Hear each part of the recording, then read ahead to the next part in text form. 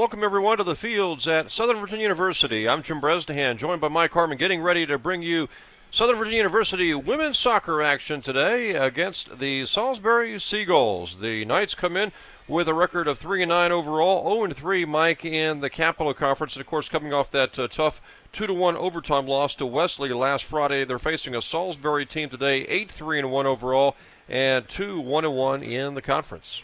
And it's a big test for the Knights. Salisbury, the only loss has come to St. Mary's.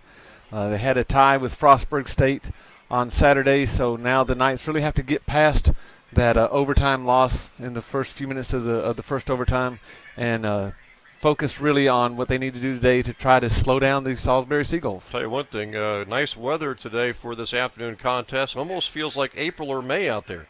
Yeah, very nice. Not too cold. This morning kind of misty here, but the sun's come out. I asked some of the girls if they like playing in this weather, and they said actually they'd rather it be a little bit cooler. So we can't win in giving them the greatest weather possible, but for the casual spectator, it's wonderful outside. And we're seeing some of the starters today, Mike, including, as always, the starting goalkeeper, Savannah Uri. Yeah, Savannah's going to have a tough day today if the Knights defense plays like it did on Saturday and be a little bit lackadaisical in some of their clears. The starting lineups for the Knights tonight will be number 4, Sierra Sorensen. In goal, number 33, Savannah Uri. Number 11, Cami Miller. Number 13, Victoria Slade. Number 17, Shaylee Nakamoto. Number 18, Tatiana Monson. Number 23, Cedar Donaldson.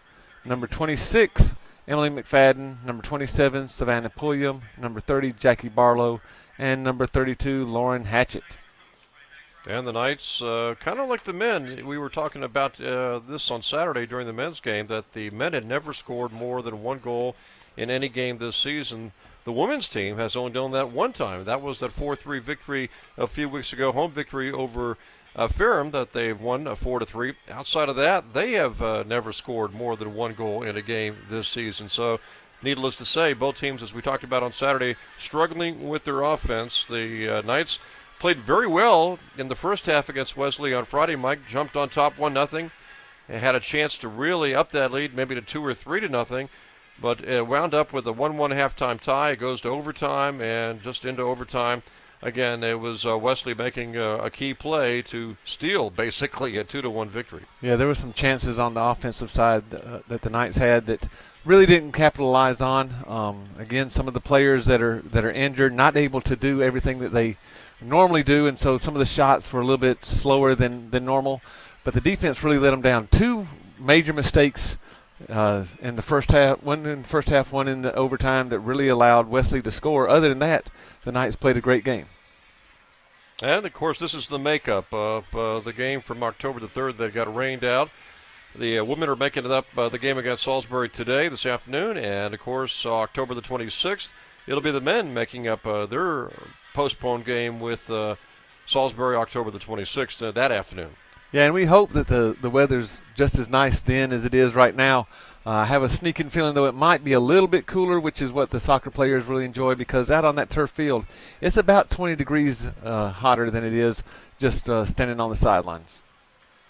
Well, Mike, as far as Salisbury is concerned, again, a fine record, 8-3-1, 2-1-1 in the Capital Conference.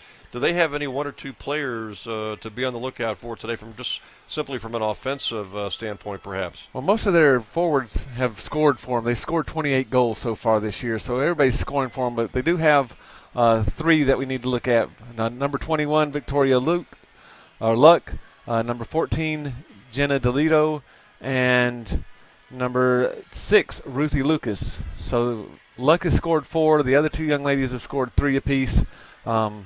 The Knights would really like to have the 28 goals. Yes, because by my count, they've got 10. Yeah, so even just to have half of the goals that Salisbury's had so far would actually help them win 2 or 3 extra games. So it's going to be tough. A lot of scores for Salisbury. Been mind-blowing season in some respects. I mean, again, 10 goals for the Knights in 12 games. Last season, Tatiana Monson by herself had 17 goals. Yeah, and this has just been one of those years where nothing has really started to gel for the Knights. Too many injuries, especially with Tatiana being out and still having problems with her knees right now. She's not even close to being at about 70%, but she's out there trying to help her team out. And we'll see Jamila Gambee come in, and she's not close to being 100% either. Then, of course, at the very beginning of the season, they lost their top goalkeeper, Rachel Miller. Yeah, and that was just right now foreshadowing to what this season was going to be like. Just a fluke play where she got ran into from the front, and it lacerated her kidney. By the way, you see in the background there, maybe the spring sports with some folks throwing baseball and the lacrosse players. Yeah, they're starting their non-traditional seasons, so they're out trying to take advantage of this weather. Not raining, not cold, so this is a nice day for them to be outside, and good luck to them as they prepare for their upcoming season in the spring. Corner kick right off the bat. Uri knocks it away momentarily. Good play by Savannah as Salisbury tries to get a shot off. Kick is high and headed to the left corner. Knights try to keep it in, but it's going to go out. Quick throw in by the Seagulls.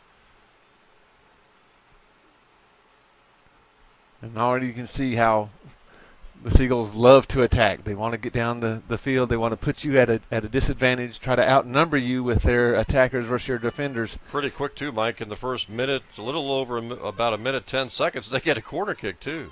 Yeah, and we've talked about that with the men's team the other day, trying to create corner kicks, and that's something that Salisbury does very well.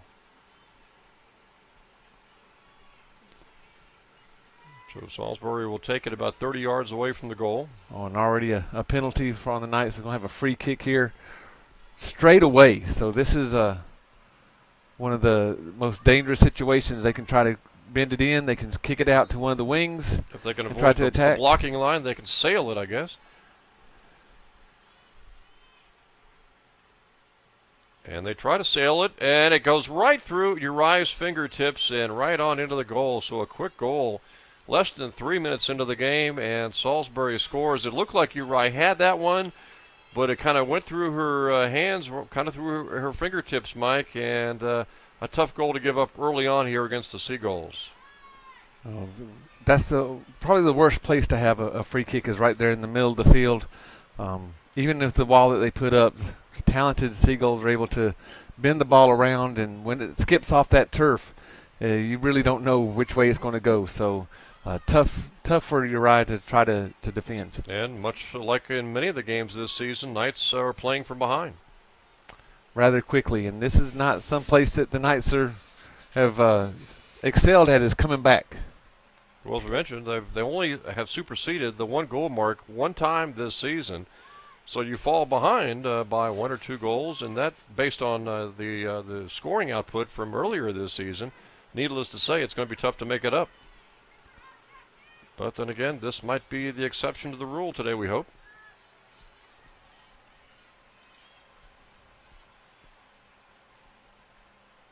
Maybe throughout the course of this webcast, we'll try to get you some baseball updates because much like, what was it, Friday, I think? We've got 4 games today, just like last Friday.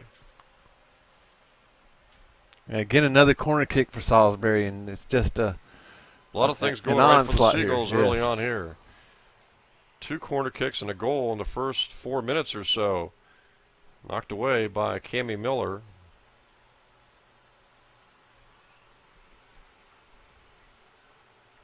I know we've only played a little over 4 minutes, just about 4 minutes, Mike, but the Knights have really not been able in the first 4 minutes to make any offensive charge whatsoever. No, they're really back on their heels because of the attacking nature of the Seagulls. And a header, no good. Follow-up rebound shot is blocked by the Knights. Good block there defensively by the Knights. And then a shot on goal by Seagulls, handled by Uriah. I think that was McFadden who made the block, maybe. I think you're absolutely right. The glare from the sun right now. We love these 4 o'clock games because we're able to be out in such beautiful weather, but the glare that we have here is just a little bit more than we're used to. Seagulls quickly back on the attack. Knights can't really maintain possession of the ball. Left side, here come the Seagulls. Will they get a shot off from there? They do, and it's in for goal number 2. Seagulls on fire here in the first 5 minutes. And that's number 14, Jenna DeLito, who's one of their leading goal scorers. We talked about her earlier. Now she's up to 4 goals. And she got the pass on the left side, stopped on the dime, allowed the defender to go by, cut it back to her right, Mike, and then shot a high shot that Uri could not really handle. And suddenly the Seagulls are on top here now 2-0. And right now the Knights defensively are just not getting back to help out Uri too much. The angles that they're playing just to allow them to run by the ball instead of staying with the ball. And anytime a player can cut it back to her right foot, if that's her dominant foot, you're going to see great shots by these Seagulls. And now, Mike, the critical question, again, we've got a lot of time left in this game, but how will the Knights handle this early 2-goal deficit? Will they be able to make a charge, or will this game really get out of hand early? Well, they have good experience of playing from behind. They know what not to do.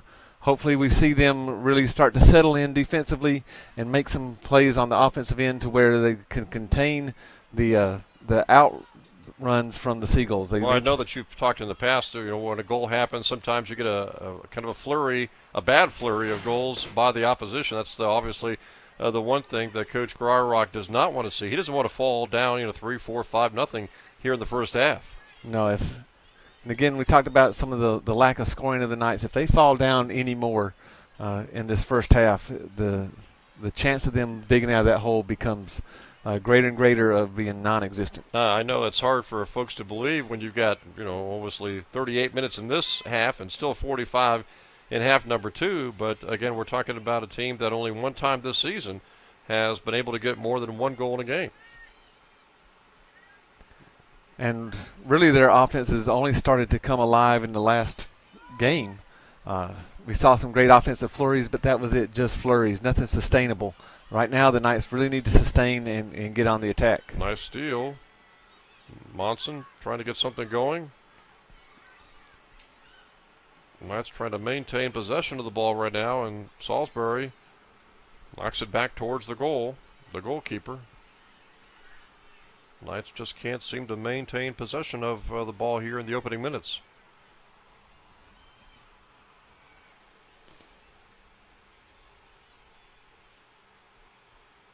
And you wonder, not to mention the injuries, but a lot of the players, as you mentioned, Mike, also not being 100%, and the fact that the Knights are really throughout the month of October having to play a lot of games in a very short period of time, usually no more than 2 to 3 days. Yeah, and their preparation time for this game was one day. It was Saturday night after the men's soccer game.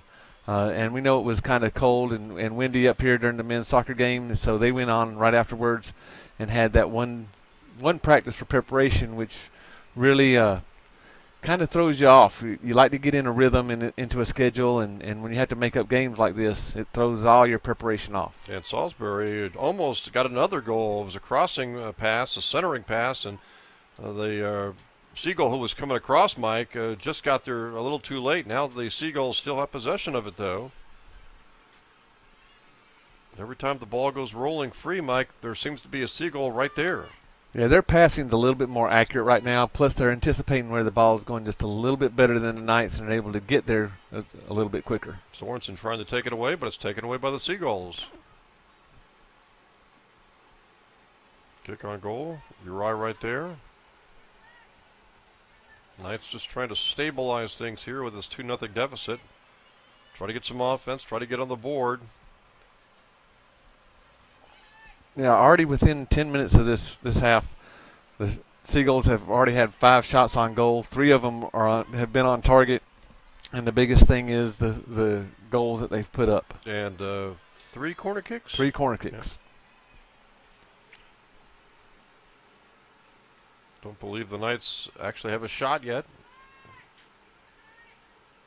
And they have, in the first 9 minutes or so, rarely been across into Salisbury territory. Well, usually in these games, we've seen teams come out in the first couple minutes, 10 minutes, and try to fill each other out. A lot of back and forth in the midfield area. We see the Seagulls with another chance. Mike, and it's going to be goal number 3. No offsides call, and that was Samantha Beck getting a nice pass. And we're not used to this. The Knights, have struggled with their offense this year, but the defense quite often, except for that road game maybe at St. Mary's where they gave up 7, has been pretty good, and to see the Knights give up 3 goals in just about 10 minutes or so is rather surprising. Well, plus that lets you know how good St. Mary's is, because they're the ones that have already beaten Salisbury, beat them 2-1. So, the soccer on the women's side, these are the dominant teams is Frostburg right now, Salisbury, and then the most dominant one is St. Mary's. How about the team we'll see on Wednesday in a doubleheader coming up on Wednesday, Mary Washington? Mary Washington's right up there with them. Again, just almost a murderer's row of games that the Knights are playing right now. And we've got a doubleheader Wednesday, by the way. Mary Washington. On Wednesday, it'll be the men playing first, I believe, at 5 o'clock, followed by the women at 7:30. And then on Saturday at 12, we'll have a volleyball game.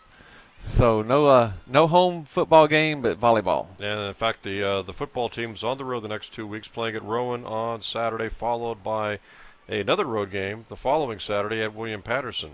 Tough to play at Rowan, but maybe William Patterson, who knows, that might be a good chance for the Knights to pick up win number 1 of the season, provided they don't pull the upset at Rowan. Yeah, that would be, again, 2 tough games. Anytime you go on the road, especially in the New Jersey Athletic Conference, you're going to have some major obstacles in your way. Rowan is a major obstacle, but hopefully the Knights, in preparing for them this week, find some type of weak spot and can exploit it for an upset. What's the outlook for volleyball on Saturday, you think? Again, it's hard to tell with volleyball right now because of the low numbers they have. They play really well. Shot almost nice. Just off to the left. Boy, the Seagulls have 3 goals, Mike, but they've also missed a few opportunities. This could easily be 4 or 5-0 right now. Yeah, and you can see how they attack in waves. Anytime you can see they like the centering pass. Yeah, too. and anytime they do center, you can see there's not just one person. There's right. 2 or 3 right there to try just to clean things just up. In case the first one, in case the pass, I guess, misses the first one, the second one is right there. I don't know, the Knights, at least here at home, we haven't seen this kind of talented offense in the way of the opposition, at least an offense that has really come at the Knights in the opening minutes of the first half. No, we've seen some teams that could possess the ball and make some really good passes, but CNU comes to mind. Yeah, and Barton Yep. looked really good, but we haven't seen a team that's come out in the first 12 minutes of the game and just have an all-out blitz. And the question remains is how will the Knights respond? Can they respond offensively to try to get on the scoreboard, maybe stop the bleeding a little bit, and try to get back in this game? Well, really, if they think about it, they have no option but to try. Oh, there's a nice pass right through the seams. They've also got a 3-on-1 here.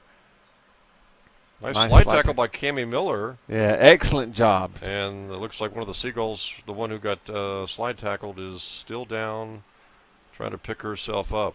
Boy, for a second there, it almost looked like a 3-on-1 break.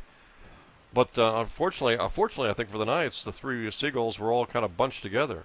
And Cammie Miller did an excellent job of recovering, getting back, and just making sure that the angle wasn't there. And that slide tackle was great. All ball, no real contact on the Seagull player.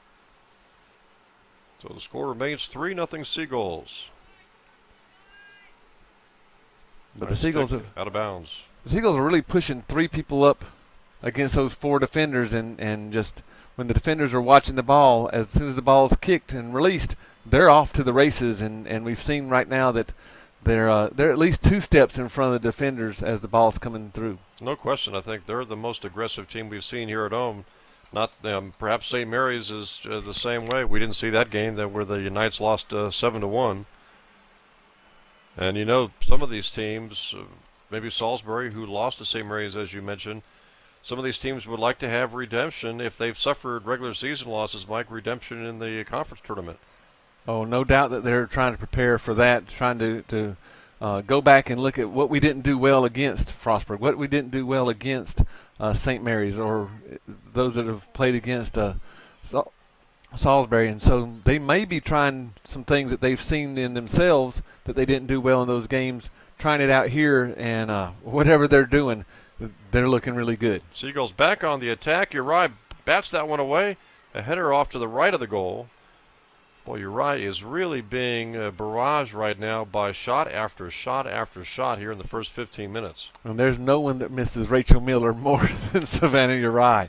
Because as you mentioned, I think she preferred to play a different position than goalkeeper. Oh, she was an emergency player, really not wanting to have anything to do with the goal. And with Miller, you wouldn't have to have anybody else except for that little fluke accident that came up.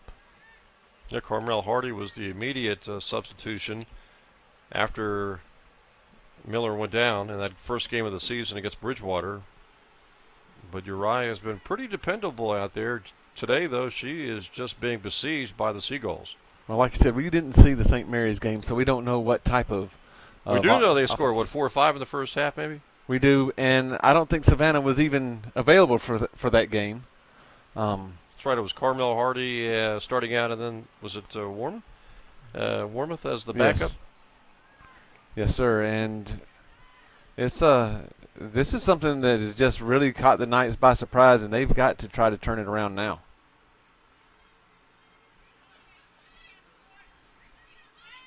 Long kick. Seagulls have it.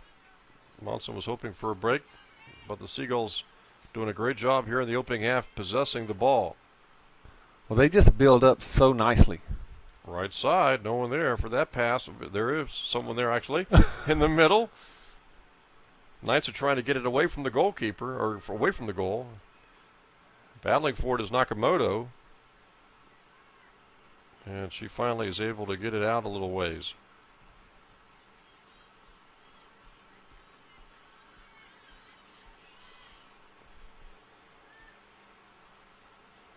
Knights still looking for their first shot of the game, and now we have substitutions in. Cottle coming in along with Winterton for the Knights.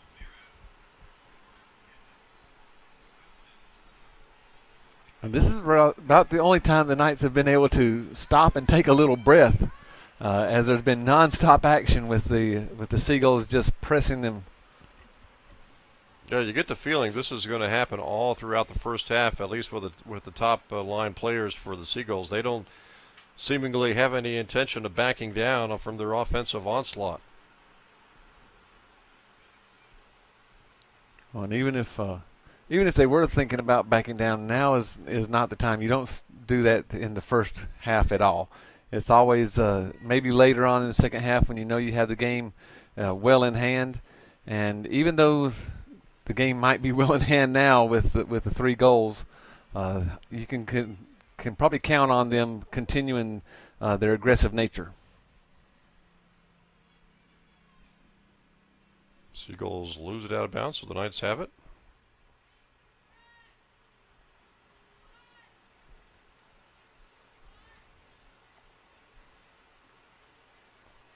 Lauren Hatchett with a kick. Monson has it. She's trying to work her way upfield, and she is just, as she has all season, Mike, just being bedeviled by a couple of defenders usually. Yeah, once you have scored that many goals in a season before, you're a marked person. They're not going to let Tatiana get any kind of open looks.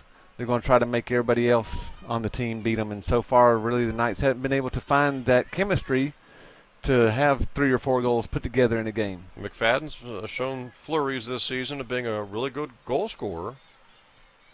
Here's Cottle trying to chase it down. It goes out of bounds, and it's the Seagulls' ball.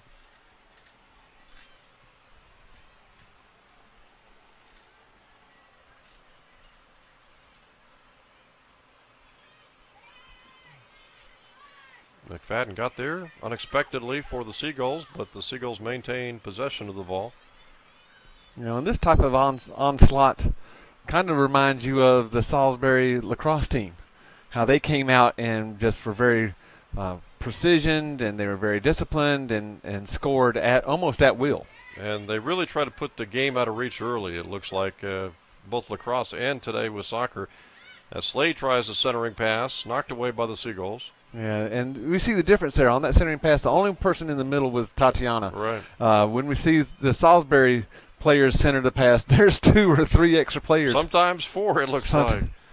Yeah, and because you just never know where they're going to come out of, and you know, you saw it just a minute ago where you sit there and said, oh, the centering pass, no one's there. Oh, wait a minute. All of a sudden a seagull did appear. Could be a defensive player coming down. And, again, they're going to push you. They want to try to outnumber you. We have a foul there, and you can see that the goalkeeper is going to come up and take this free kick as just before midfield, and they're really pushing everybody forward. See how far this kick goes from the 40 down all the way to the goalkeeper Uri. So it went about 40 or 50 yards. Now the Knights will try to sprint out on a offensive possession, and they lose the ball. No whistle. Good clean tackle apparently. You know, and that was a great chance for the Knights. If they could have counterattacked it, if Collar could have got the ball off to a teammate just about a step earlier, because the Seagulls had committed so many people forward, they could have outnumbered the Seagulls going back to their goal. Knights try to work it up to Monson, and the goalkeeper there had the right idea. And that was a nice timed run by Tatiana. She wasn't offsides. It's just that the ball was a little bit more, had more pace on it than what she could catch up to. Yeah, just a little bit slower, and she might have been able to get either a shot off or past the goalkeeper entirely. Salisbury seems to be slowing it up from an offensive standpoint ever so slightly, just kind of moving things out, really focusing on the passing, expanding everything, maybe trying to open up for an over-the-top pass. Good defense by the Knights to knock that ball out. Have a throw in for the Knights now, and you know, again, we see them, even though they might be slowing it up, what they're trying to do is lull that defense to sleep, find one of those over-the-top passes or a seam pass, and catch the Knights napping just a little bit.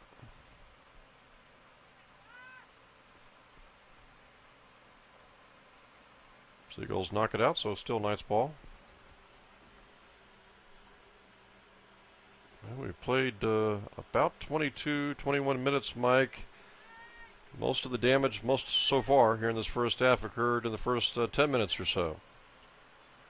Yeah, within the first 9 minutes of the game, 3 goals, fast and furious.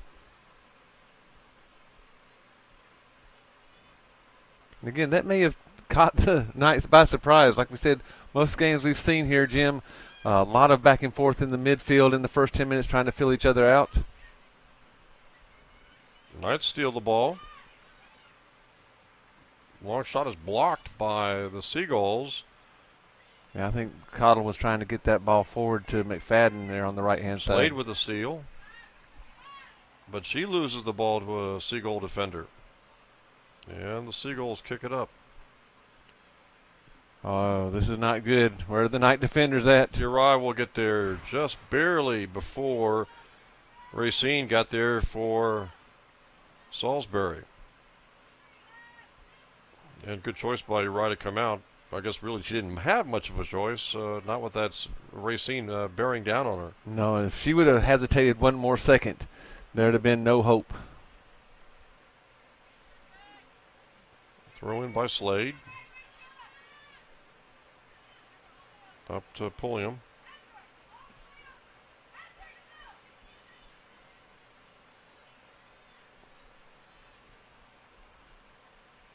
You can see the Seagulls, when they're not sure about what they want to do, they kick it backwards toward their defenders. Kind of reset things, I guess. Yeah, that's a smart play. Instead of trying to push it up and to make some type of mistake that would leave them open for a counterattack, send it back, find the open player, and for the most part, we've seen them make great passes. I know this has been a frustrating year for all the Knights, Mike. The record right now of 3-9, but I would imagine it's been an extremely frustrating year for Tatiana Monson. Well, again, she's having to learn the hard way what it takes to be a great goal scorer. You know, we've talked about everybody has come in. They've thrown not just a double team, but 3 or 4 people at her every time. Trying to play through the injuries that are limiting her mobility. She's not able to really kick the ball with her right foot. So, yes, she's frustrated, but she's also understanding that, hey, you know, we got to keep playing. I got to try to find other ways to help my team out besides just scoring. Hard to believe, but she'll be a senior next year. Your last year here and been one of the rocks for the Knights to try to build on, and hopefully some of these other younger players like Gamby and McFadden will follow her and Still stay miss seeing Tatiana on the basketball court. Was she playing? I can't remember. Was she playing as a sophomore or as a freshman? as a freshman. Okay. So only the 1 year. Yeah, just the 1 year. But she was a little dynamo on the court. She was, but again, trying to come in and play two sports in college is much different than playing two Probably sports as Jamila Gamby high right school. there has witnessed. She's a basketball player. I'm assuming she's going to play women's basketball and, of course, Yeah. obviously soccer. She's going to try it for another year. But usually when they get to that junior year, they kind of settle on one sport or the other because of time demands. And what do you expect, Jamila, if that happens, will settle on soccer? That's a good question. I don't think she even has thought that far ahead yet. You know, She's got some basketball talent, too. She does. And it's like I said, she probably only thinks about what's happening right now with her Who personality. knows? She might tell you, I'm going to go for two sports all the way through. She may, and as long as her grades stay up, that's no problem. But you know, as she gets a little bit older, she gets more into both sports, and again gets more notoriety. She gets beat up a little bit more. That starts to take the toll on you. Plus, when you get to that junior year, you're starting to get into your major classes. The classes become a little bit tougher, and like I said, the time commitment just becomes something that is not something that a lot of people want to really put into. They like to have at least a little bit of a social life. I take it we don't have three sports stars. Not anymore. Now, our first couple of years, we had two or three. I'm thinking a lot of soccer players play lacrosse and maybe even squeezing some basketball here and there.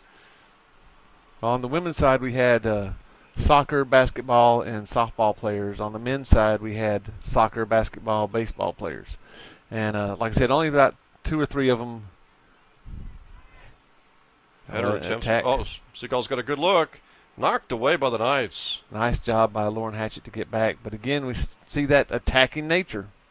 Two or three gathered right in front of the cage, right in front of the goal, and right in front of Savannah Uriah, unfortunately. But the Knights have done a good job here, Mike, in the last 20 minutes or so, really settling things down. But that pass is picked off by the Seagulls, who go right back on the attack.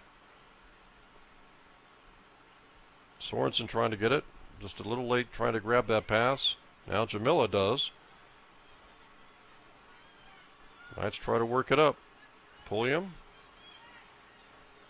The Cottle trying to over the top pass to Gamby, who's held off by a defender and allows the goalkeeper to get out there and grab it. You can see 5 shots on goal, 4 corner kicks, and 0 and 0 in those categories for the Knights. Another breakout, Mike. Passed just a little too far, though, for the Seagulls.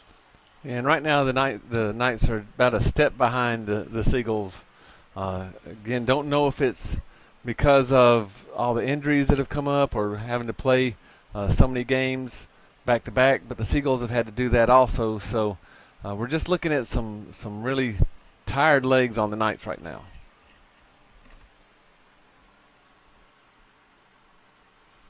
And you can see how far the Seagulls are pushing up. 2 players right up there, right outside the box on the goal kick. We have never seen that with any other teams that we've played. And they do a great job alternating between really going right at you, right in your face with the offense, or then just kind of scaling back, and as you mentioned, kind of resetting things themselves, and at the same time, maybe lulling you to sleep. Well, and their passes are great into space. They're right on target, whether it's to the foot. Nice pass there. 2-on-1. Right side. Shot into the goal. Oh, no, hit the bar. Off the goal, upright. Hit the post. Big break for the Knights there. That was headed in, Mike, and by maybe inches hit the post on the left side. That almost looked like, for a second there, almost a sure goal.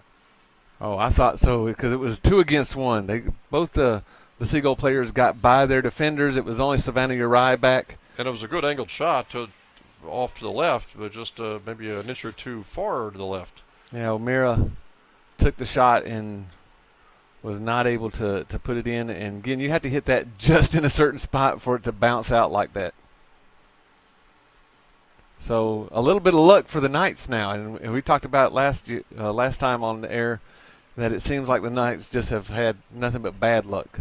So a little bit of good luck for the Knights. Yeah, the Seagulls could easily in this game have 5 or 6 goals. Header into the goalkeeper, but Uri right there to make the play. Good defense by the Knights in front of her too. Just a matter now, Mike, of the Knights trying to get that first shot of the game, first shot on goal, and hopefully first goal. Well, we've seen one or two little run-ups. The ball's gotten right inside the box, but nothing really able to continue that. The next pass has always been taken away or a little bit off target, so the offense can't continue their flow. And maybe the Knights are focused so much on the defense right now, but earlier with Monson, now with Gambee, just seems when they do go on the attack, there's just no assistance for the lead attacker. Yeah, which is a little bit different philosophy than what Salisbury has. As we've seen, they send 3 back at all times. Don't know if they just really rely more on their offense or trust their defense too that much. Well, with a 3-goal lead, you really don't have to worry too much. I mean, and if you keep attacking, your hope is we keep attacking, we'll score another goal before we give up a goal. And a nice play by the Seagulls there to knock the ball off of Hatchet, so they get it. And it'll be another corner kick, Mike. And on this side, you have to worry about the ball curving in towards the goal, looking to go off one of the Seagulls' heads. The only question is which of the 3 or 4 in front of the goal will do it. Oh, right off the foot. That kick just a little too high, obviously. Had the right idea, though. Yeah, it landed there right in front of number 25, Jackie Lamberman. And no Knight was around her. It just sailed high off of her foot.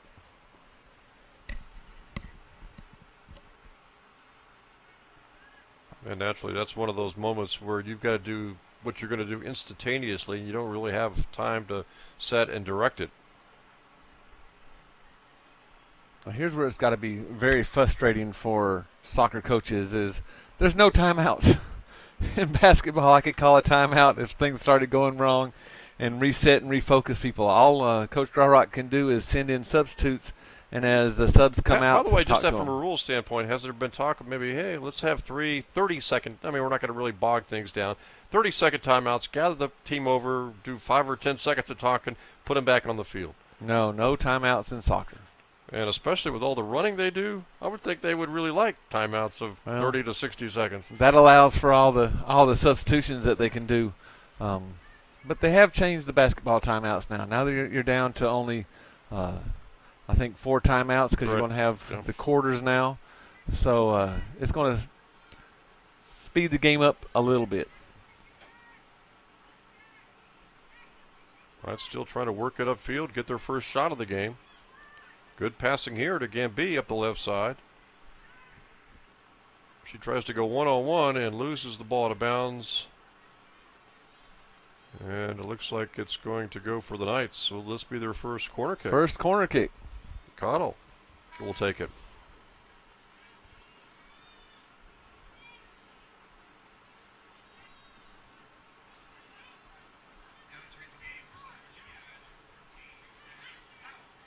Oh, and Powell. Wow.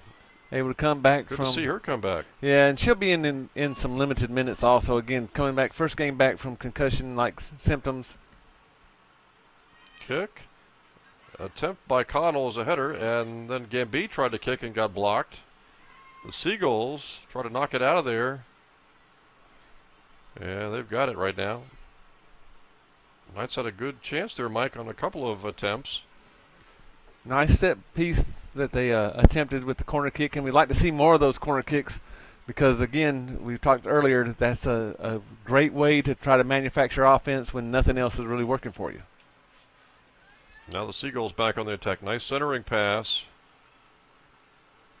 Kick rolls past the goalkeeper. It's good defense. I think that was Ann Powell making the play. And Racine just mishit the ball there, which was, again, fortunate for the Knights. McFadden had it, lost it. Seagulls have it back on the attack now.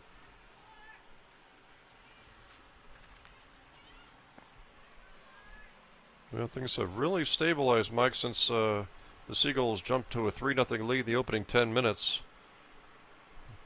That's the good news from a defensive standpoint. From an offensive standpoint, obviously the Knights still looking for their first goal of the game. Yeah, the onslaught in that first 10 minutes was just fast and furious. Seems like the Seagulls could do no wrong, and the Knights really couldn't catch up to them.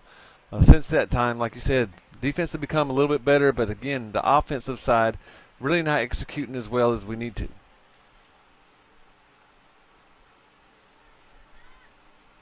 Nice poke at the ball by Savannah Pulliam. Seagulls really do a great job of spreading things out, making you chase them, especially when they're on top here by 3. Knights down by 3 are the ones who have to chase. Well, like I said, it's just some really nice passing. The spacing is great, and there's always not just one option of where I can pass the ball, but at least 3. And they seem to be able to handle the ball pretty well, too, with their feet. Just either maintaining it themselves or a quick little kick over to a teammate. Yeah, they have great ball skills. Again, that goes back to a lot of training that they're able to do, and just some good coaching and obviously good athletes that come in. You see some of the injured Knights sitting in the chairs, Mike. And Yeah. we've seen a lot of those, either out and out injured or just banged up and resting. We've seen way too many of those this year. I don't think they call it the hospital ward, but it's the next best thing, right? Yes. The men have seen it too. You'll usually see them dressed in suits and ties, not their uniforms. Yeah, and it's again with the offensive woes of the Knights, it's not good to see a lot of injuries, and the volleyball team has sustained some injuries, and so they're down to only 10 people that are available. I just heard today from the trainer for the football team, Paul Tobias, that the starting quarterback just got his hand put in a cast, so he's out for 2 weeks. A Honeycutt. Honeycutt. And maybe he's going to be okay for Saturday, but Jared Watts took a really bad shot in the closing minutes of that game on Saturday against Montclair. Nice hitter by Ann Powell trying to get the ball out. Right in the middle. Nice block by the Knights. That was Powell again. McFadden has it, trying to work it up. Oh, nice job. Bring it back to the middle. Tried to slide it through to Jamila. Just great job by the defense. And you kind of wonder if Ann would have been available against Wesley. Would that have changed things and not allowed the first goal to be scored? Yeah, in a game that close, Mike, just 1 or 2 extra players, key players, could have made the difference. Then again, if Tatiana had hit 2, she had 2 or 3 really good looks at potential goals and came up empty on all 3 attempts. Just hit one of those, and you probably win the game in regulation. Yeah, a lot of what ifs for the coaching staff of Southern Virginia. What if everybody was available and it would have been a not big injured? victory, as you mentioned, as far as just the conference race was concerned for the Knights. Oh, huge! They would have put them almost in the driver's seat for that 6th spot. Because despite the tough game today against Salisbury and another tough one coming up against Mary Washington on Wednesday, still a lot of games the Knights should be right there beyond those games down the stretch. Yeah, you have games with Penn State Harrisburg. You have games with York. And Marymount on the 21st. And Marymount. Yeah. And those games are very winnable games for the Knights. The Wesley game really was kind of the key, the linchpin there. Because that would have put them with a tiebreaker with Wesley. And when you start going head-to-head, it's just one of those things that is really tough to try to come back from. Can be a nice steal. Over to McFadden. Gets the shot off, blocked away by the Seagull defender. Looked like Emily was going to have a good shot from the right side, Mike, and it was a nice pass by Gambee, too. Very nice. And again, little flurries here of some offensive execution. We just need to see that being able to be continued throughout the rest of the half. Lexi Grantham is checking in, along with Avery Bishop. So a lot of players getting some good looks at some playing time here down the stretch. Again, the more playing time you can get now is going to pay dividends in the future. Corner kick for the Knights. This, I believe, is their second corner kick of the first half. And that one might be a little too far. Yeah, Pulliam got a little bit too much leg into that one.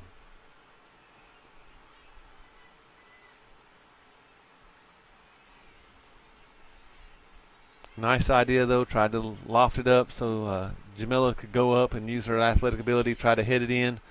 Again, unfortunately, just too much leg.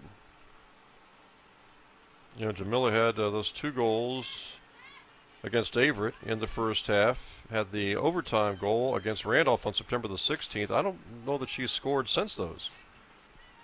And, of course, she's been hurt. Yeah, she's been out with a concussion, Yep. so. No, the Knights have really had a drought in, Nice catch in scoring. Yeah, Coach Garrock able to go up and get it. Showing some of his old goalie training that he's had.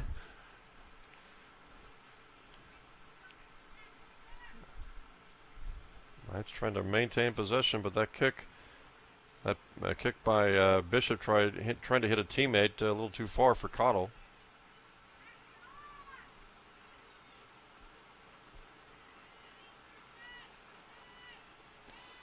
And right now, what we could say about the whole season is it looks like the Knights are more reactionary than actionary. Just not able to put enough things together to force other teams to play the style and the tempo that they want to play. And, you know, again, a lot of the teams they have faced this season, at least in the opening 10 minutes, a little feeling out process. Maybe that's the way the Knights kind of like to do it, and really kind of go with a slower pace. So maybe, I'm not sure if they were expecting that onslaught from Salisbury in the opening 10 minutes, or if they were expecting it, if they were able to defend it. Well, that had to be the game plan of Salisbury, to come out and let's try to press the Knights as quickly as possible, and they executed very well.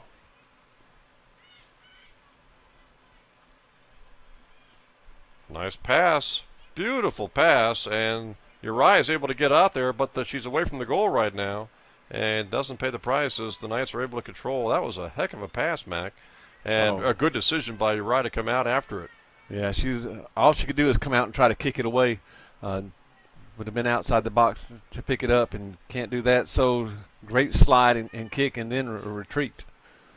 But again, the Knights not able to convert or take advantage of a counterattack at that point.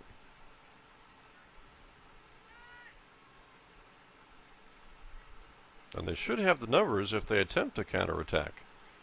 Nice rolling pass to a teammate. They've got the timing down, too, on some of these passes. They hit it at just the right speed to allow the teammate to catch up to it. Well, that's just the sign of a well-disciplined team, and also a team that's played a lot together. Yeah. Not only in the... And you wonder how some of these other capital teams, how much they are experiencing injuries like the Knights have here in 2015. Yeah, well, no coach is really going to feel sorry for you when they're playing you. After they play you, they might sit there and say, oh, you know, been through that before, feel bad for you. Not this season, but before. Yeah. But when they're out on the field, there's no mercy. Final 2 minutes of this first half. Salisbury scored all 3 of its goals in the opening 9 to 10 minutes, and Knights just really been struggling to keep it down to 3-0 and try to find some offense. Very few shots by the Knights here, Mike, in this first half. What do they have, 1 or 2 maybe total shots? And only have 2 a couple corner of corner kicks. kicks, yeah. Yeah, officially we only have the Knights with 1 shot, none on goal. And we know that that's not going to be any way that you can win. 16 shots, it looks like, for Salisbury.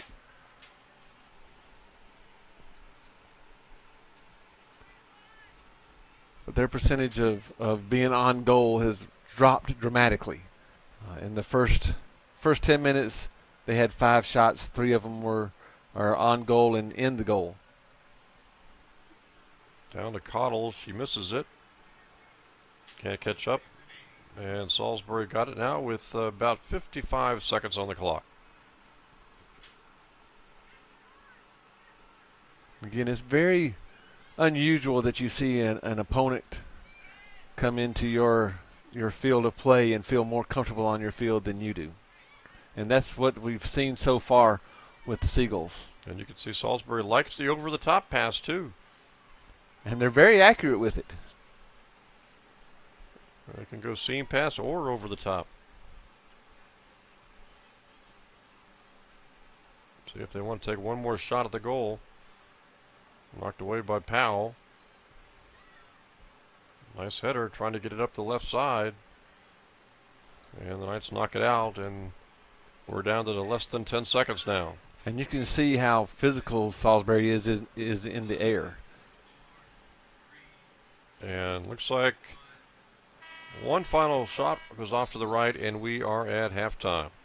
Salisbury on top, Mike here, 3-0 over the Knights. Yeah, Fleury in the first 9 minutes of the first half produced the 3 goals. Then the Knights started to settle down.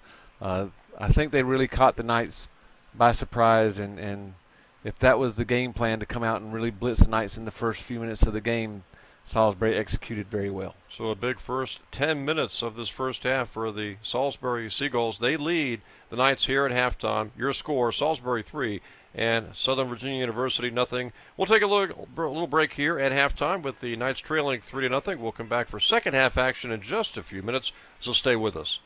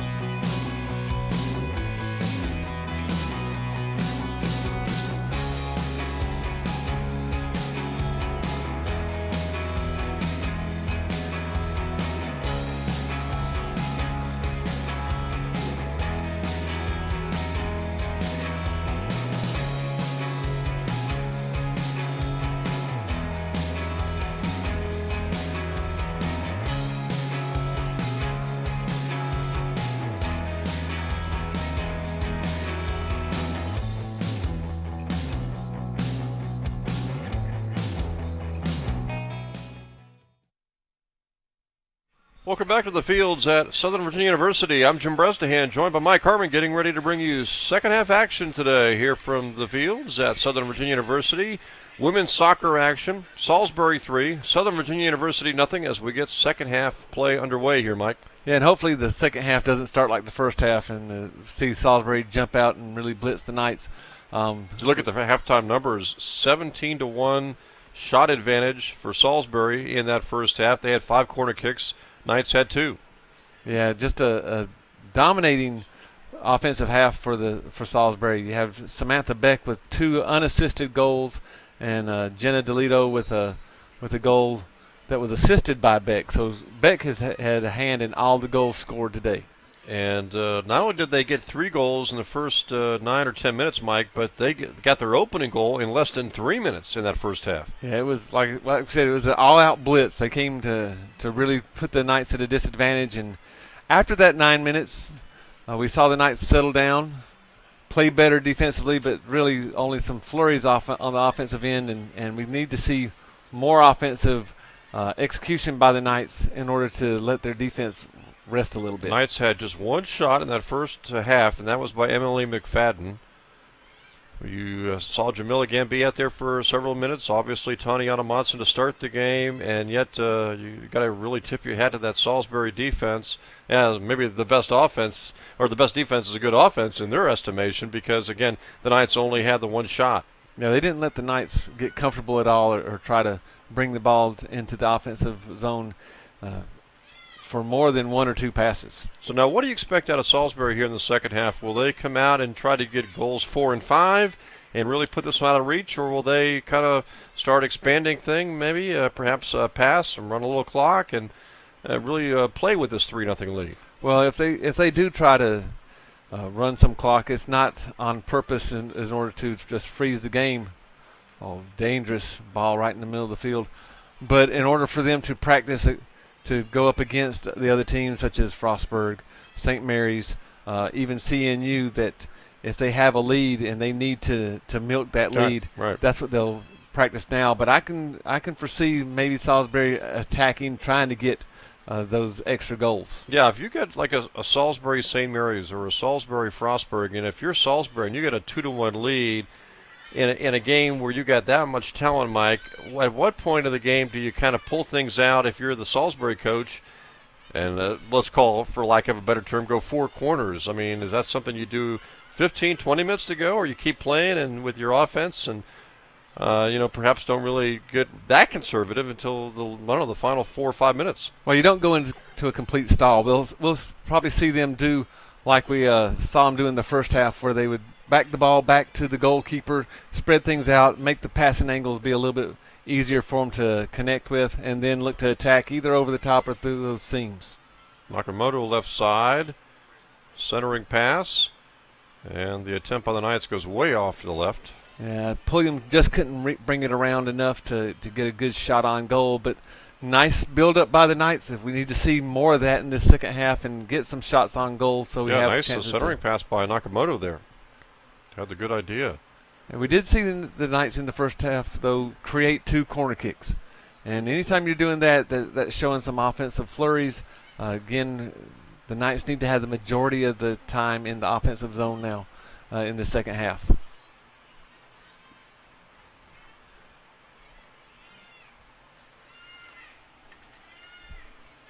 Salisbury trying to work it upfield.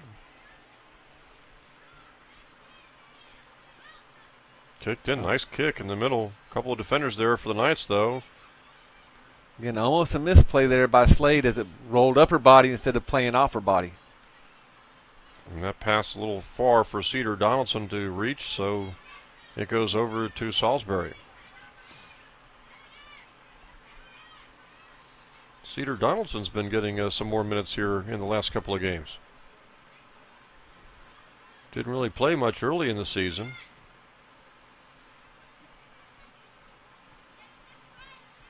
Well, coming in as a freshman, you have to work your way up, and then some of the injuries really allowed her to step forward also.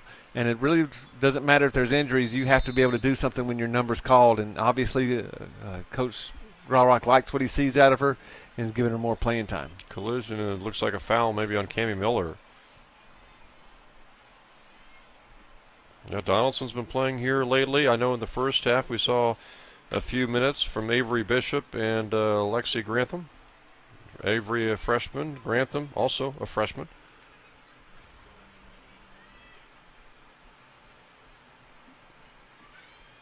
Nice pass over the top. And Uriah makes another good play to come out for the ball. Very Savannah dangerous. has really, I know there's 3 goals on the board, but she's actually played a very good game. Have the referee and the line judge there having a discussion.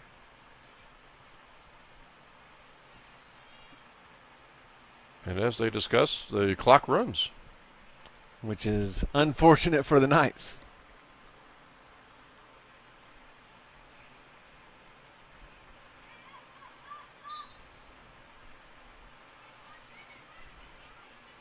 Good 15, 20 seconds came off.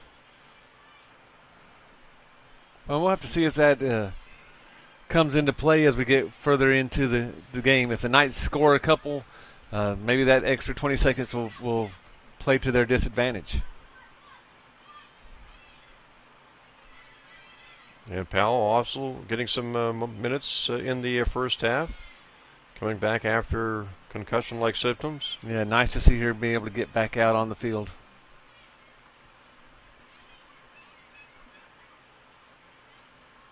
Here's up the left side to Donaldson. Donaldson almost had a shot there, but couldn't get past the defender. Now Nakamoto with it, and she fires towards the net, and the save by the goalkeeper.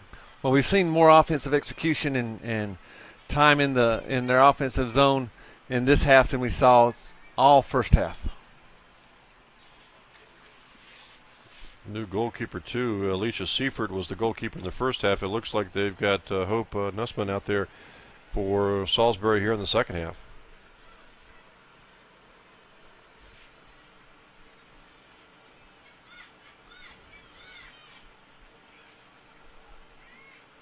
Salisbury uses the whole arsenal. They'll spread it, do seam passes over the top, and a lot of give and go, too. And with any of their passes, they are really accurate. Another corner kick by the Knights. And again, this is the best that we've seen them play really in the whole game. This first 8 minutes of the second half was much better than the whole first half. Yeah, Nakamoto will make the kick from the left side. Towards the middle. Header deflects back out, though. Sorensen has it.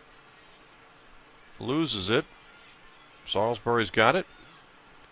And now the Seagulls try to clear up the left side.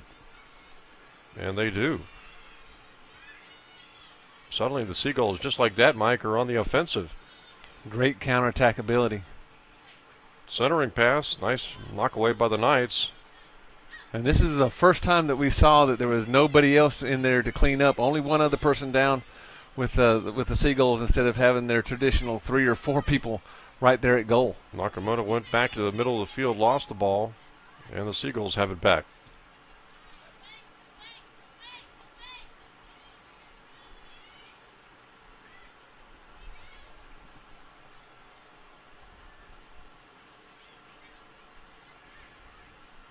Taniana trying to use her right foot to gain possession of the ball, but the Seagulls still have it.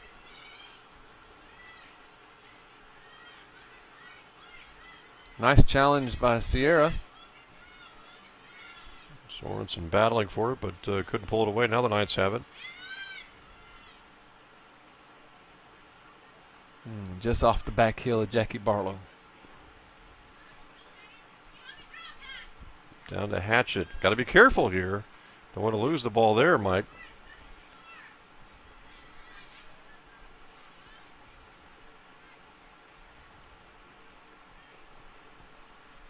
Hatchett with the throw in to Barlow. She's in a big crowd there trying to get rid of the ball over to Nakamoto now.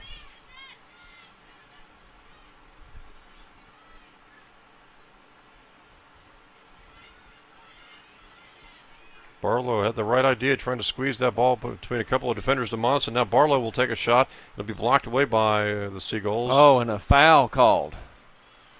And this is where the Seagulls scored their first goal, is on a free kick just like this, about the same distance away. We saw the ball get curved in. We'll have to see what the Knights do. Looks like Monson will take the kick.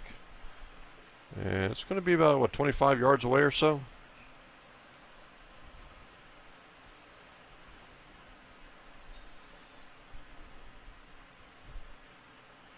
Chips it in up over the top. And the nice goalkeeper play. right there to make the play. That's Nussman, I believe, who was got some good size, Mike, 5'9". Yeah, able to go up and get that. And we saw her jump. She was able to get her fingertips up to the top of the bar, too. Seaford, again, at 5'8", was the goalkeeper we saw in the first half.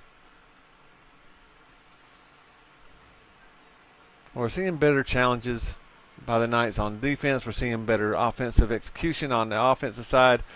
So there is some life with the Knights. And you don't know if during halftime if they got challenged athletically. Coach Graurock saying, hey, this is not you. If this is the way you're going to play the rest of the season, let me know now, and we'll call it, or are you going to get out there and actually sounds play? Like you've had that tirade before. Oh, I've had a lot of tirades. Again, Coach Graurock is very good at keeping his composure and his cool. And it looked like the Knights played much better after that opening 10 minutes when they obviously got all their goals, 3 goals, Mike, and then for the remaining 35 minutes and the opening 10 minutes of this second half, the Knights have not allowed anything. Yeah, they played much better defensively. Offensively, we didn't see a lot of things going towards the goal. In this half so far, we've seen a lot of at least attempts to keep the ball in the offensive end and trying to get some things going into goal. And I think you could see Salisbury very aggressive in that opening 10 minutes. Here now, Mike, taking their time doing kicks and really content to run a few seconds off here and there. Yeah, so far the Knights have got 4 shots on goal, or 2 shots on goal, just in this opening 12 minutes of the half. 1 shot in the first half, 4 so far here in the second half.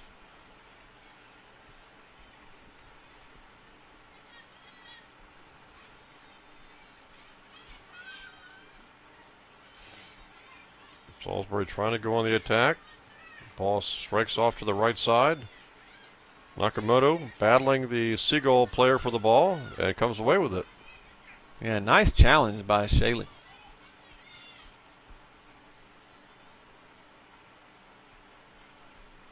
And an easy save for Savannah. And that's what she'd like to see, and not those ones that came in hot and heavy at her in the first 10 minutes of the first half.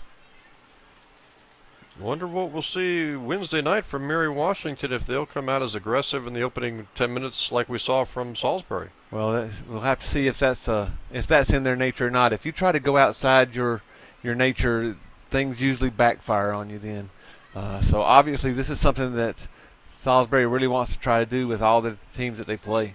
Mary Washington, by the way, as of today, with a record of 7-6 overall for their women's team and 2-2 in the Capital Conference. That'll be the game coming up Wednesday night, 7:30, the second game of a doubleheader. The first game of that doubleheader will have the men from Southern Virginia with a record of 1-11, Mike, 0-3 in the conference, taking on Mary Washington, a very good Mary Washington men's team. They are 9-4, 2-2 in the conference, and you'll be able to catch that game Wednesday at 5 o'clock.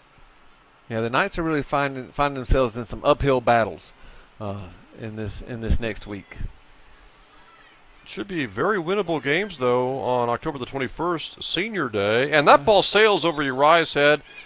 Didn't expect, I think that got deflected, Mike, and it took an extra little boost altitude-wise and went right over Uriah's head and into the goal. Yeah, it looks like that may have deflected off of Nakamoto's head. And like you said, took that little extra boost up, and Savannah kind of fooled Savannah, too. It looked like she thought she had it. And then when it got on top of her, she said, oh, that's going to be over my head. So October the 21st, Marymount doubleheader there. I think that's both in Senior Day for the men and the women. Should be very winnable contest on October the 21st. Yeah, it should be a nice matchup for the Knights in order to try to pull out some victories on senior night.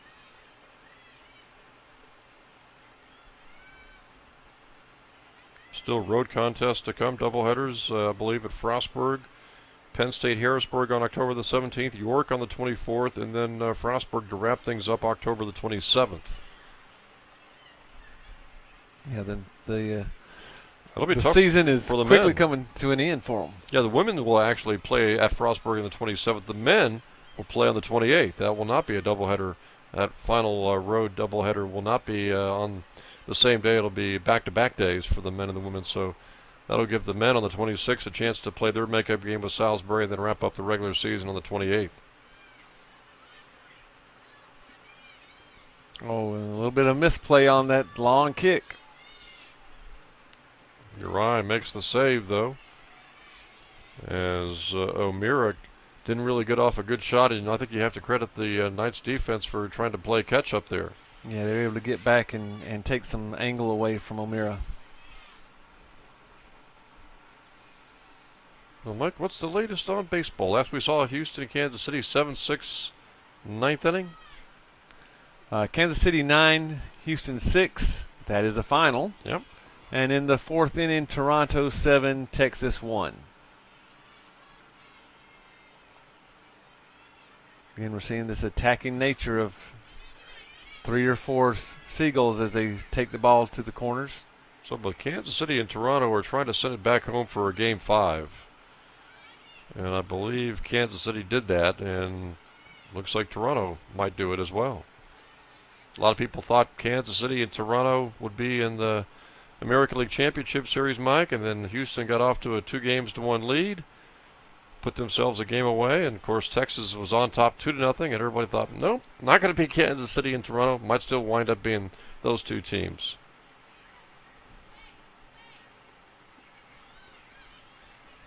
Ball in a dangerous place in the middle of the field.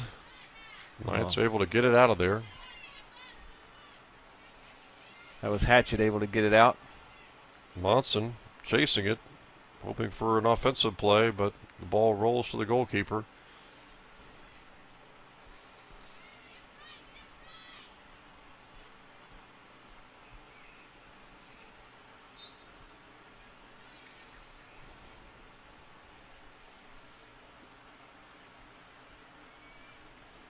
Again, just a few little unfortunate twists and turns caused the that last goal to come in for Salisbury.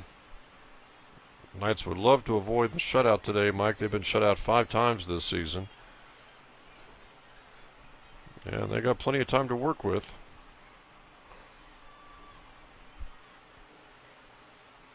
Slade chasing down the ball.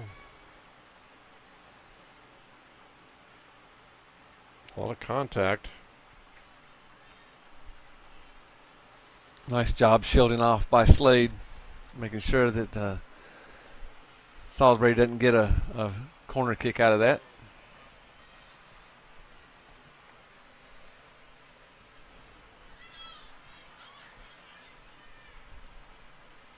Nice pass.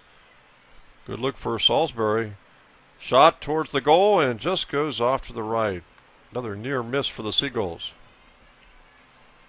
Again, just when you think that Southern Virginia is getting a little bit of momentum, the Salisbury Seagulls are able to come back and just snatch it right away from them.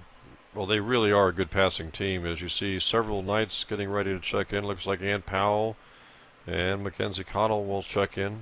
Alicia Blackham also.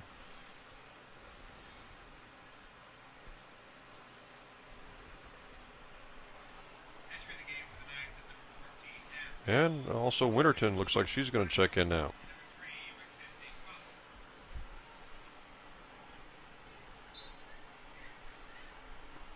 And as you mentioned, Mike, also not a whole lot of preparation time for the Knights for this game.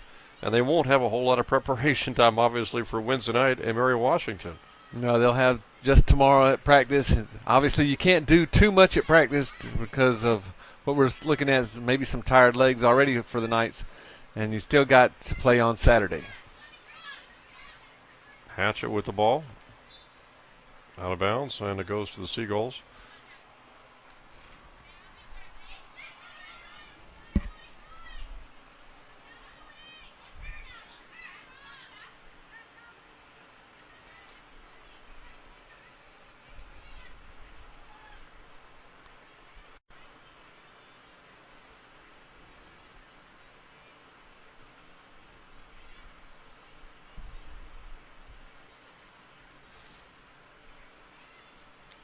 Seagulls really dominating play here in the final, or the past 5 or 10 minutes, Mike, as far as just spacing the field, really controlling the ball, and limiting Southern Virginia's offensive forays.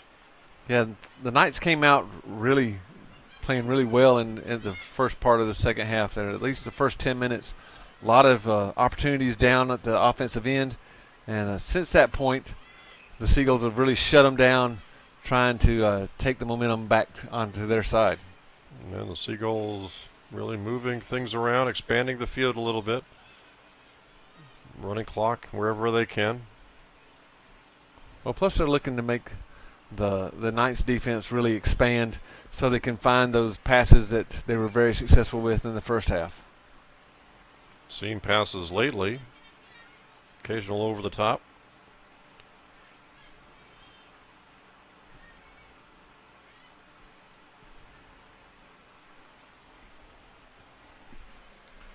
You see Savannah come way out to take that ball as she wants nothing to do with seeing Seagulls coming in and trying to attack her.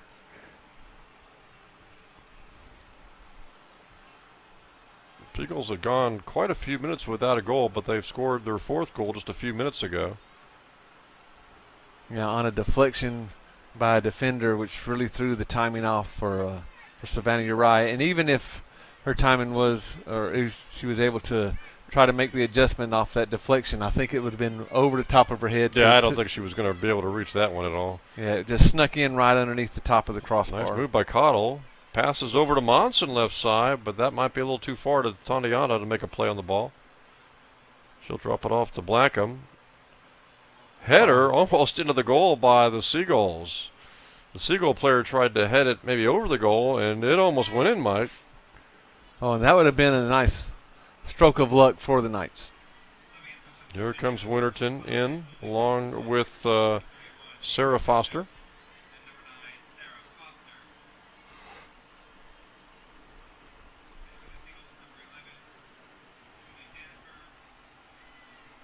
Looks like maybe Avery Bishop also checking in.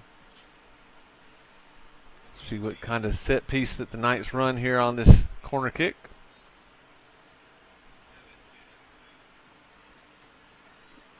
Towards the goal, and the goalkeeper comes out, Nussman, and makes the play. Yeah, no real chance for the Knights on that, as the goalkeeper really anticipated where it was going and went and attacked the ball.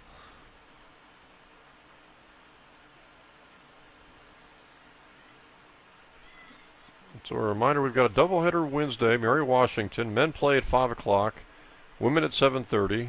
And Mike, as you mentioned, you've also got volleyball coming up on Saturday. A lot of volleyball home games coming up over the next few weeks, too. Yeah, some of their unbalanced schedules starting to swing back into their favor, which is nice because being short in numbers, you want to try to make sure that you have as many games at home as possible because you can feed off the energy of the crowd. This kick coming about almost 40 yards away from the goal. Way left. Nice kick. And Uriah is able to come out and make the play, and the Knights are able to clear. Boy, Uriah making another good play. That kick, or that pass off the kick, went right to a Seagull who had a good look at it momentarily, but then Uriah came out and kind of blew up the play a little bit with a good goalkeeper decision. Yeah, looks like they're going to be right back again. Maybe try to run the same set piece. So the Knights have to be really aware where the ball's going and anticipate an attack.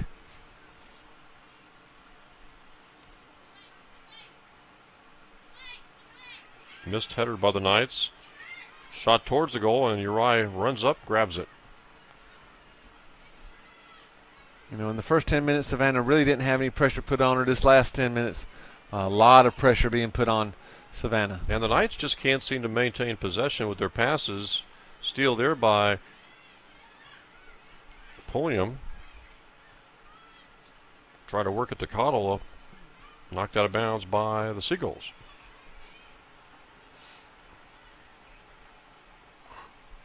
Yeah, the passing has been one of the issues that the Knights really haven't been able to overcome all season long. Yeah. Long pass downfield, but there's Powell running over and making the play. Again, that's something you can't teach is speed. Ann just has it in aces, and you know, again, thinking back to the game against Wesley, if she was in there, could she have made up for some of the missed plays that allowed the goals to be scored? I'm sure the dilemma for most coaches when you've got that kind of speed is to use it on defense as a defensive player or to use it as an attack player. And a lot of it still has to do with where are they comfortable playing. Do you want to have them to learn something totally new, or do you want to take advantage of some of the skills that they have already coming into college with? Knights trying to go on the attack, get that first goal of the game. Trying to avoid their 6th shutout this season.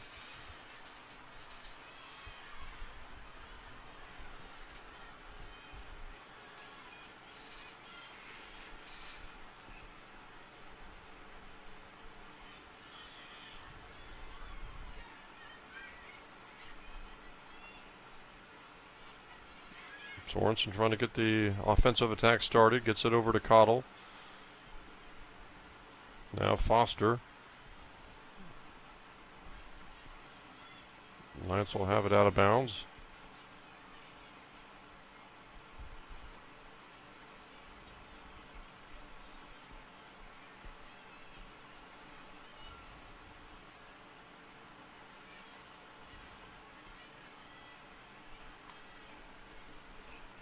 Well, I know that Coach Dryrock's doing a lot of recruiting now, and even recruiting for 2017, but it'd really be nice to see him be able to bring in several attack-minded midfielders who can make a lot of plays for some other players. Maybe a few Brazilians, you know. Just go down to Brazil, Coach Dryrock, and pick up a few young ladies to play ball. So what would be the biggest priority? Would it be a future goalkeeper, perhaps, or maybe midfielders, defense, or out-and-out attack folks? Well, right now it's going to probably be finding another goalkeeper that's top-notch, because you don't want to go back to have Rachel Miller come in next year and then all of a sudden lose her to another injury. You know, you're going to have a few people graduate this year, and you're going to have to look to replace them. But with the type of game that Coach Dryrock really wants to play, attacking midfielders are probably going to be up on are very high on his list. Yeah, we've got Blackham as a senior. We've also got Jackie Barlow as a senior. Zoe Bradshaw, we haven't seen much of her. She's been obviously injured this season too. And you really start to wonder how Rachel Miller would have done in goal had she been healthy beyond the first game and been able to play all these games. Yeah, again, that would have put Savannah Uri back at her natural position, which would have shifted some other people back to their natural position. So it's just it's a domino effect when one of your main players goes down. And not to speak of when several of your main players go down, how much you have to shift and move around. Yeah, Monson missed a lot of time. Gamby missed a lot of time this season. Even Ann Powell missing a few games.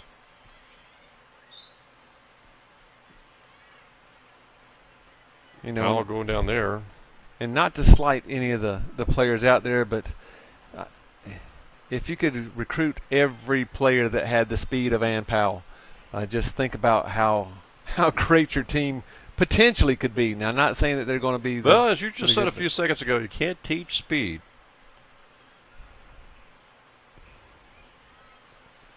Now, maybe you can take someone who's fast and make them faster. I don't know. you can. Well, there's with running techniques, but we're talking more out just track sprinting then. But on the soccer field, if you've got the closing speed that we saw with Ann Powell just a few seconds ago, that's just something that is really hard to teach. It's kind of like height. You can't teach height in basketball. So, if you have a 7-foot center, you can't teach 7 foot. You just accentuate their skills.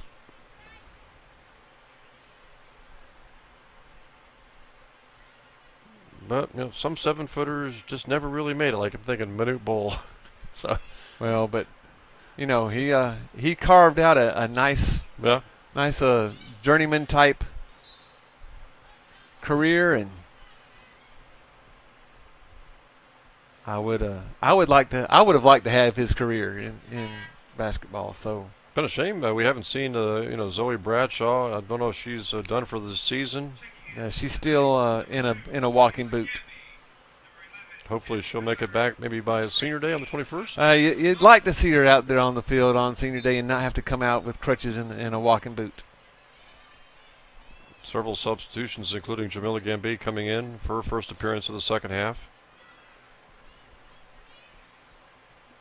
Obviously down by 4 goals here, Mike. You don't want to have anybody else get hurt. Jamila, I'm thinking about, but then again, you want to get her a few minutes before Mary Washington comes to town on Wednesday. And maybe Coach Garrock's thinking, hey, let's get them in and try to put out a group there that we can kind of get solid for the Mary Washington coming up, or for the Penn State Harrisburgs or the Yorks or the Marymounts coming up. Yeah, and we'll see after what happened in the first 10 minutes of this game, where Salisbury scored 3 quick goals, if that influences Mary Washington's coach's philosophy and their approach on Wednesday, whether they're really going to come out after the Knights in the opening minutes or if that's just not their style. Well, it should influence the Knights themselves to make sure that they come into the game really prepared to play from the opening whistle.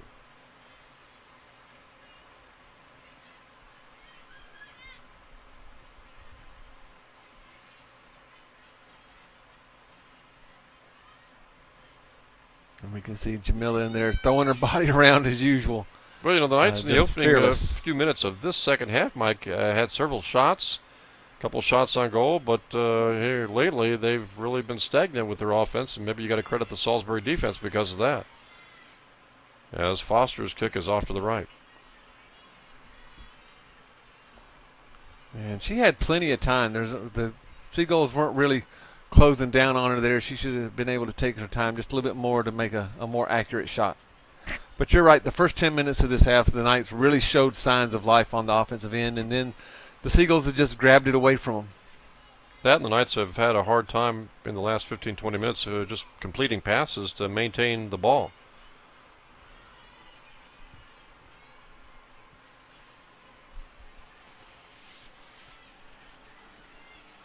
So Monson's out there. Haven't seen a whole lot of Monson and Gambi on the same line together. Whistle against Monson there, and she was quizzical, I guess, as to what actually she did. Yeah, the referee said that she was hooking there, and I know that was the plan coming into the season, is having both of them out there at the same time, making it a dual threat. Obviously, McFadden was coming in and had some great opportunities to really step up and be a integral part in the attack also. Again, just because of the timing of the injuries, just really hadn't panned out for the Knights. Right there to make the stop. She's only allowed 1 goal here in the second half, 3 in the first half.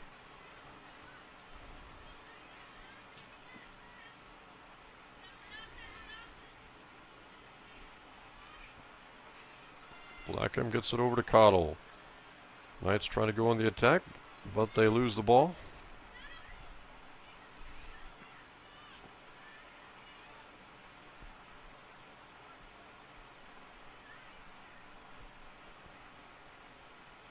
You know, it looks like sometimes that the Knights have predetermined who they're going to try to pass the ball to instead of finding the closest open man. We see Salisbury, doesn't look like they really care who they pass the ball to as long as the person's open. And at times this season, the Knights really seemingly have favored the left side of the field. Hatchett will knock it back to Uri. Kind of mishit it though. Quick header by Salisbury, comes up short. Looked like Savannah kind of mishit that one and allowed Salisbury to have a momentary look at it. Well, again, the Salisbury Seagulls, their players have one speed, and it's always on. They're always going that top speed. And the Knights sometimes look like every once in a while they may put it into a little bit of cruise control. Even as being down by 4, they just don't play with all the effort that may be needed to complete the game.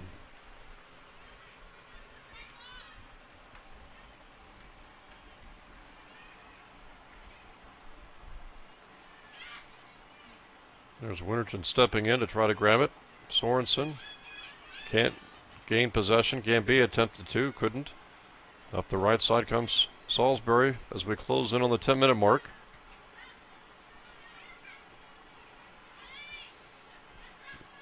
Another centering pass stolen away by Winterton.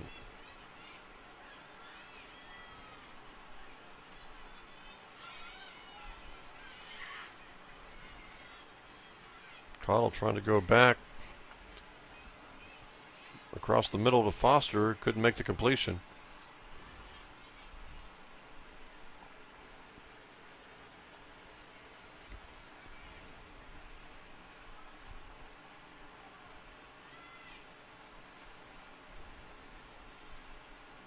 Again, I don't know if the Knights are starting to get a little bit out of their normal rotations, or if they're trying to do a little bit too much individual-wise. But in this last 5 minutes, we really haven't seen a lot of cohesiveness out there on the field as far as the passing. A lot of 2 or 3 touches, and then the ball looks like it sails straight to one of the opponents.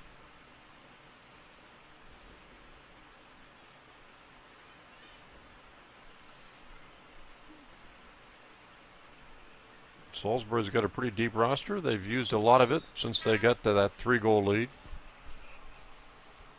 Substitution coming up here for the Knights. And it looks like it's going to be Savannah Patillo coming in.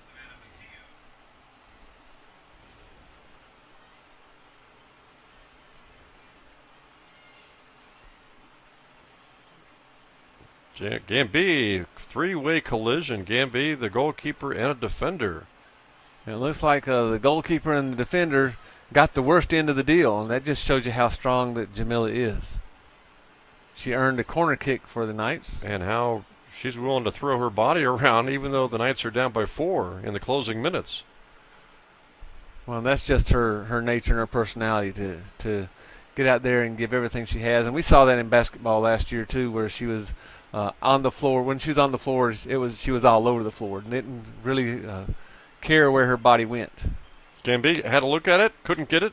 Goalkeeper finally picks it up. Oh yeah, again the rebound. Patillo was there trying to put it into the far side corner. It looked like Jamila might have rushed her shot a little bit because she had maybe a split second more to take a better look at it. Of course, sometimes there, Mike, you just don't know how much time you've got.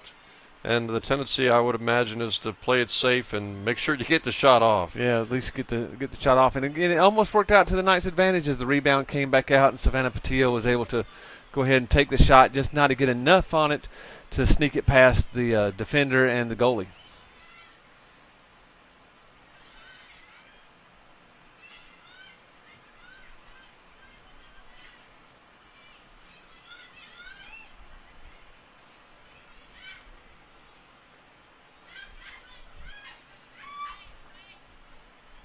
Salisbury trying to work for goal number 5 here in the closing minutes of this game.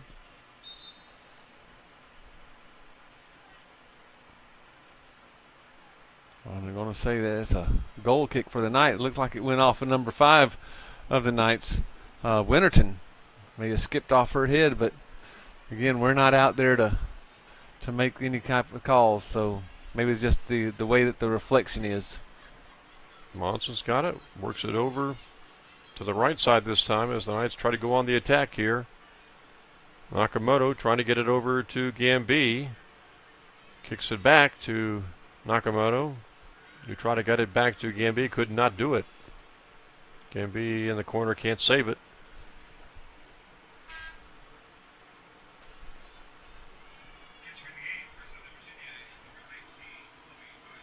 Chloe Lewis going to check in now for the Knights.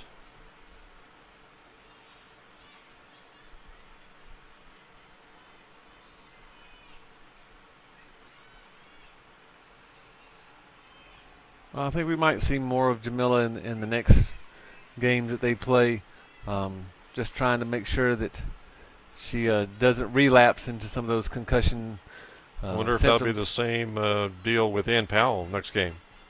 I'm sure as got to take it slow. Yeah, each day they get further or are able to get more and more minutes in practice and in games. So, again, it's better to be cautious and err on the side of caution than try to rush anybody back. That's trying to work closer with the passing, but there's Salisbury taking it away.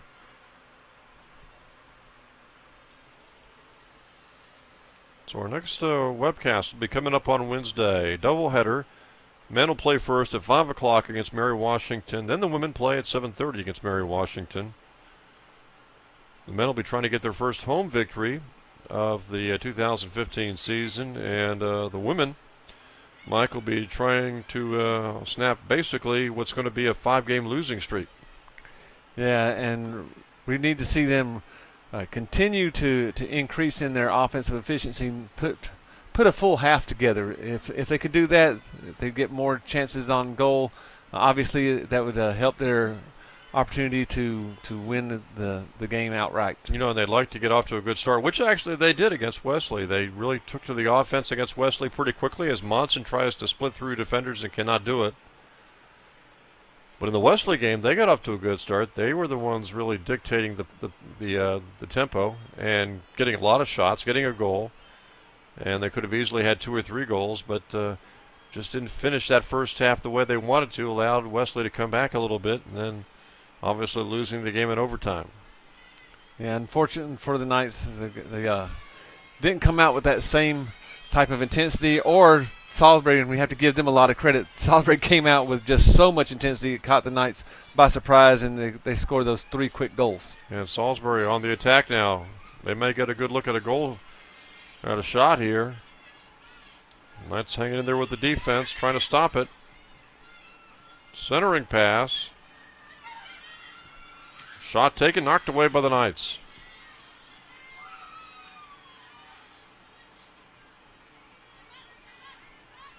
Ooh, a lot of action right there in front of the goal. And now Monson goes on the attack, trying to use her speed to get a shot off down the right side. Against 2 defenders, though, Mike, and she just can't do it. Yeah, just got a little bit, got pinned in there by 2 defenders. Maybe thought she got bumped, too. Kind of frustrated there.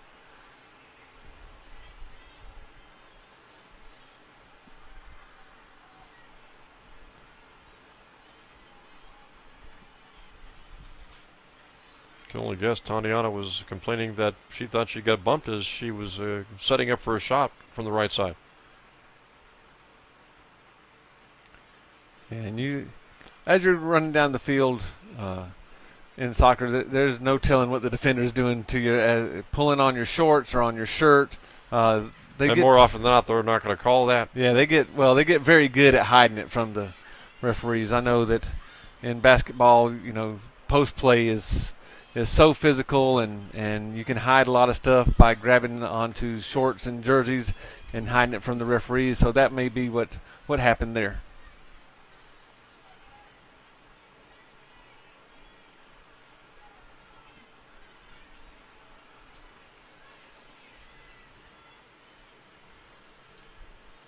Knights at one point had 4 shots in the second half after just getting 1 shot in the first half.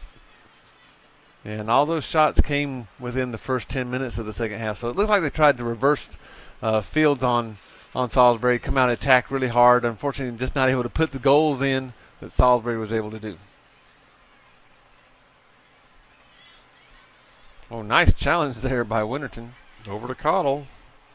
Knights trying to score their first goal in the closing 2 minutes of this game.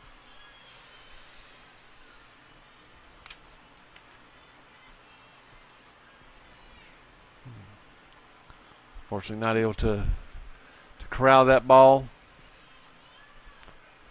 Goes over to a goal kick now for Salisbury. Well, on Saturday at 1 o'clock, we'll be inside the arena. Salisbury will be the opponent. Very good team, comes in at 15-4, 2-1 in the conference. Really a tough battle for the Knights. So that'll be Saturday. Women's volleyball. And don't forget the soccer doubleheader coming up Wednesday against Mary Washington. Men at 5 o'clock, women at 7:30. Knocked away by Hatchet. Salisbury trying to get one more shot here in the last 60 seconds. 1 minute remaining. And Uri able to grab that ball.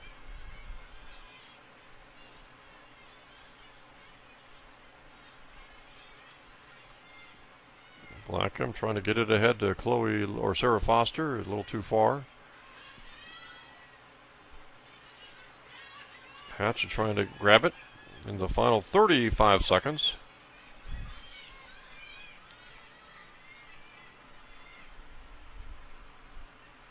Again, second half much better than the first half. The Knights really have to learn how to limit the flurries of extra goals that they give up.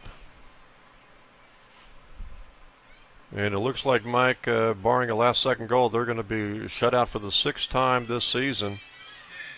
As Salisbury scored 3 goals, Mike, in the opening 9 minutes of the game. And Salisbury goes on for the 4-0 shutout victory today. Yeah, just, again, a blistering pace set by Salisbury in the first 10 minutes of the game. Really caught the Knights unaware. And from that point forward, the Knights were really trying to play catch-up.